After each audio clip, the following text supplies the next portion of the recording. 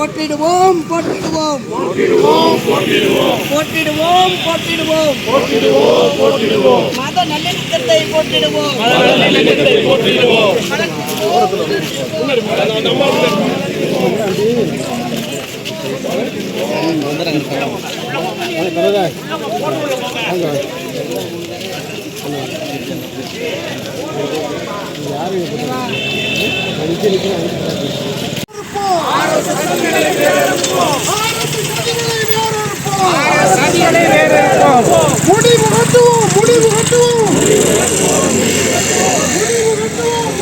நல்லா எடுங்க நம்மளேலாம்.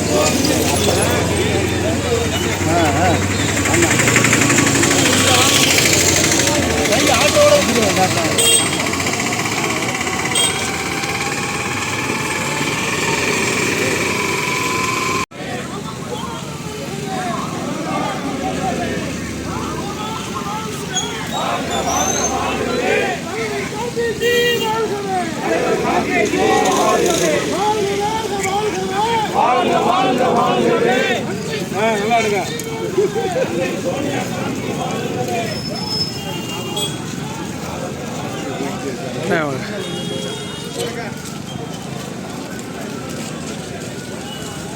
நல்லா போட்டுருங்க நல்லா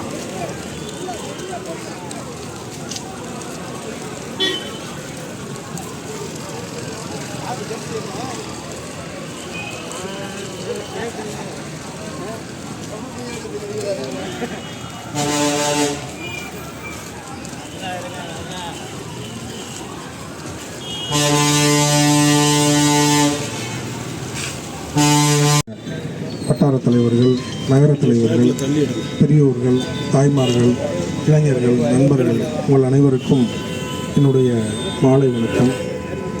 இந்த நடைப்பயணம், அமைதி நடைப்பயணம் என்பது இன்றைக்கு தமிழகம் முழுவதும் இந்த ஒரு வாரமாக நடந்து கொண்டிருக்கிறது.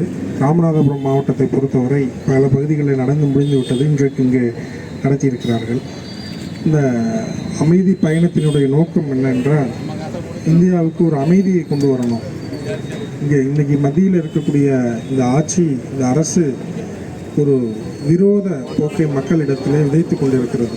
இதையெல்லாம் மாற்றி அவர்கள் பல திட்டங்களை, பல செயல்பாடுகளை செய்து கொண்டிருக்கிறார்கள். அது மக்களை பாதிக்கக்கூடிய வகையிலே இன்றைக்கு இருக்கிறது. ஜிஎஸ்டியை பொறுத்தவரை இன்றைக்கு ஜிஎஸ்டியால் மக்கள் ஒவ்வொருவரும் இன்றைக்கு பாதித்து கொண்டிருக்கிறோம்.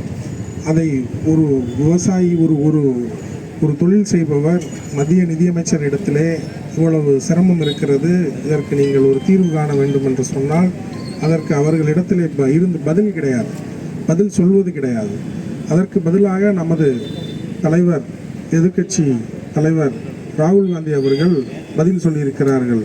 காங்கிரஸ் ஆட்சி வந்தவுடனே இந்த ஜிஎஸ்டியை நாங்கள் செம்மைப்படுத்துவோம், இதை நாங்கள் மக்களுக்கு எளிதாக இதை செய்து தருவோம் என்று உறுதியளித்திருக்கிறார்கள். இதுபோன்று பல பிரச்சனைகளை இன்றைக்கு நாடாளுமன்றத்திலே பல எதிர்க்கட்சியாக இருக்கக்கூடிய காங்கிரஸ் கட்சியின் சார்பிலே நமது நாடாளுமன்ற உறுப்பினர்கள் எழுப்பும் பொழுது அந்த துறையினுடைய அமைச்சர்கள் பதில் சொல்வது கிடையாது.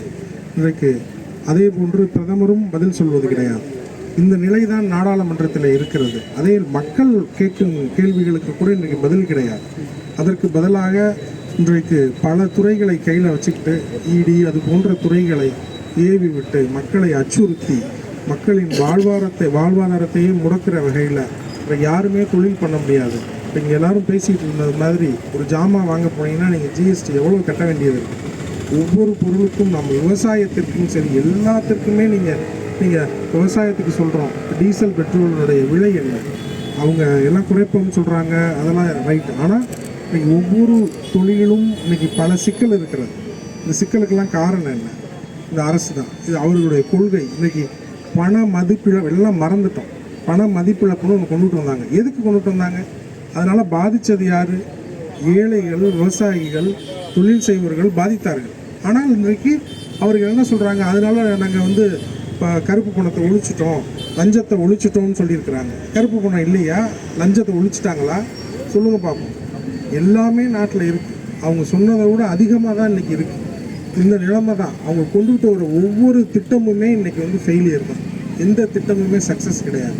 எல்லோரும் பேசும்பொழுது இங்கே சொன்னாங்க, இந்த டோல்கேட்டை பற்றி. டோல்கேட்டில் நடக்கிற ஒரு ஊழல் மாதிரி நாட்டிலேயே வேறு எந்த ஊழலும் கிடையாதுன்னு நான் சொல்கிறேன். ஏன்னா இன்றைக்கி அவ்வளோ மோசமான நிலை. இன்றைக்கி அடுத்த கட்டமாக தமிழக காங்கிரஸ் கமிட்டியின் சார்பிலே டோல்கேட்டுகளை முற்றுகையிட்டு நாம் ஆர்ப்பாட்டம் செய்ய வேண்டும் என்று நமது தலைவர் செல்வப்பிறந்தகை அவர்கள் சொல்லியிருக்கிறாங்க. அது மாதிரி இன்றைக்கி பல பிரச்சனைகளை நம்ம சொல்லிக்கிட்டே போகலாம். இன்றைக்கி நீங்கள் பல பிரச்சனைகளில் பார்த்தீங்கன்னா இன்றைக்கு உள்ளாட்சி அமைப்புகள் இன்றைக்கி இருக்குது. உள்ளாட்சி அமைப்புகளுக்கு பழைய மாதிரி இன்றைக்கி பணம் வருவது கிடையாது. அதுக்கு காரணம் யாருன்னு நினைக்கிறீங்க? மத்திய அரசு. அந்த உள்ளாட்சி அமைப்பு எல்லாம் நல்லா பண்ணணும், கொண்டுட்டு வந்ததே நம்ம காங்கிரஸ் அரசாங்கம் தான் எல்லாம் பண்ணினது. அதை அவங்க காங்கிரஸ் அரசாங்கம் கொண்டு வந்திருக்குங்கிற ஒரே காரணத்துக்காக இன்றைக்கி உள்ளாட்சி அமைப்பெல்லாம் முடக்கிறாங்க. அதற்கு கொடுக்க வேண்டிய, தமிழகத்துக்கு கொடுக்க வேண்டிய பணம் அவங்க கொடுக்கறதில்ல. நம்ம தமிழகத்துலேருந்து எவ்வளோ வரி கட்டுறோம், அந்த வரிக்கான நம்ம பலன் நமக்கு கிடைக்குதா அப்படின்னா இன்றைக்கி கிடைக்கிறது இல்லை. அதற்கு நீங்கள் குஜராத்துக்கு கொடுக்குறாங்க, மேலே இருக்கிற மாநிலங்களுக்கு இன்றைக்கி நிறையா நிதி கொடுக்குறாங்க. வேறு ஒரு மாநிலத்தில் இதே வெள்ளம் வந்தால் ஒரு விவசாயி வெள்ளத்தால் பாதித்தா இது பண்ணால் இன்றைக்கி எல்லாம் கிடைக்கிது, சலுகைலாம் கிடைக்கிது. நம்ம மாநிலத்தை புறக்கணிக்கப்படுறாங்க. இந்த மாதிரியான நிலை தொடர்ந்துட்டு இருக்கு. இந்த மாதிரியான நிலைகளை மக்களிடத்தில் தொடர்ந்து அதை சொல்லணும். பல பிரச்சனைகளை இன்றைக்கி அவங்க மறைக்கிறாங்க. பல பிரச்சனைகளை சொல்கிறது இல்லை. நம்ம மாவட்டத்தை பொறுத்தளவில் இங்கே மீனவர்கள் அதிகம். மீனவர்கள் தொடர்ந்து தாக்கப்படுறாங்க, கைது செய்யப்படுறாங்க. இந்த மாதிரி நிலை இருக்குது. விவசாயிகளுக்கு தேவையான விளைபொருள் இன்றைக்கி எதாக இருந்தாலுமே இன்றைக்கி அது ரொம்ப மோசமான நிலை. விவசாயம் செய்ய முடியாது. இந்த மாதிரி நிலையை தொடர்ந்து நம்ம பகுதியில் நிறைய விவசாயம் தான் பண்ணுறோம். இந்த மத்திய அரசாங்கம் விவசாயத்துக்காக என்ன செஞ்சுருக்கு? இது நாள் வரையும் இந்த 11 வருஷமாக எதுவுமே செஞ்சது கிடையாது. இந்த மாதிரியான நிலை தான் இருக்குது தொடர்ந்து. இந்த நிலையெல்லாம் நமக்கு மாறணும் அப்படின்னு சொல்லிட்டு தான் அந்த மக்களுக்கு, எல்லா மக்களுக்கும் இதை எடுத்து சொல்லணும் அப்படிங்கிற வகையில் தான் இந்த ஒற்றுமை நடைபயணம் இன்றைக்கி பண்ணிக்கிட்டு இருக்கோம். ஒற்றுமை நடைபயணம் என்பது ஒவ்வொரு மாநிலத்திலையும் இன்றைக்கு நடந்துகிட்டு இருக்கு, ஒவ்வொரு மாவட்டத்திலையும் நடந்துகிட்டு இருக்கு. இன்றைக்கி மேலே இருக்கிற ஒன்றிய அரசு மக்களை பிரித்து, ஜாதி வாரியாக, மத வாரியாக பிரித்து இன்றைக்கி அரசியல் செய்ய வேண்டும் என்று நடக்கிறது. அது ஒரு பொழுதும் தமிழகத்திலே நடக்காது. அதனுடைய ஒரு இதுதான் இன்றைக்கு 40க்கு 40 நமது கூட்டணி ஜெயிச்சிருக்கு அப்படின்னா அது காங்கிரஸுக்கு முழுக்க விழுந்த வாக்குகள் தான் அது. அதனால் வருங்காலத்திலையும் மிகப்பெரிய வெற்றியை பெறுவோம். நிச்சயமாக இது போன்ற மக்களின் பிரச்சனைகளுக்கு தீர்வு காண்போம் என்று கூறி வாய்ப்பளித்ததுக்கு நன்றி கூறி விடைபெறுகிறேன். நன்றி, வணக்கம். கட்சி சார்பாக திருவாடானை சட்டமன்ற உறுப்பினர் தலைமையில் இந்த அமைதி பேரணி காங்கிரஸ் கட்சி சார்பாக இனிதாக நடைபெற்றது.